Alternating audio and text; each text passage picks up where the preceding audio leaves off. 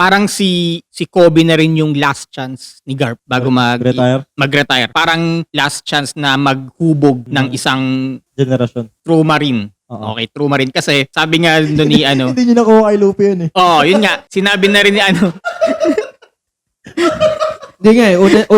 Una niya nga nilulok for yung kay Ace nga, di ba? sinabi din ni Aokiji na lahat ng tinuturuan niya is nagiging enemy. Ang una niyang tinuruan si Dragon. Next, si Aokiji. Next, si Luffy. Si Dragon, naging Revolutionary Army. Naging protege niya. And then, dumating si Luffy, pagkatapos, ang nangyari na naman ni Shanks, parang na-influensyahan naman ni Shanks. So, parang na naman. Ngayon, nung dumating si Kobe, si Kobe na yung niya, yung pinagtuunan niya ng pansin. So, all in all, tinetrain ni Garp si Kobe dahil sa sense of justice, tapos haki, meron siyang haki, di ba? Tapos strength.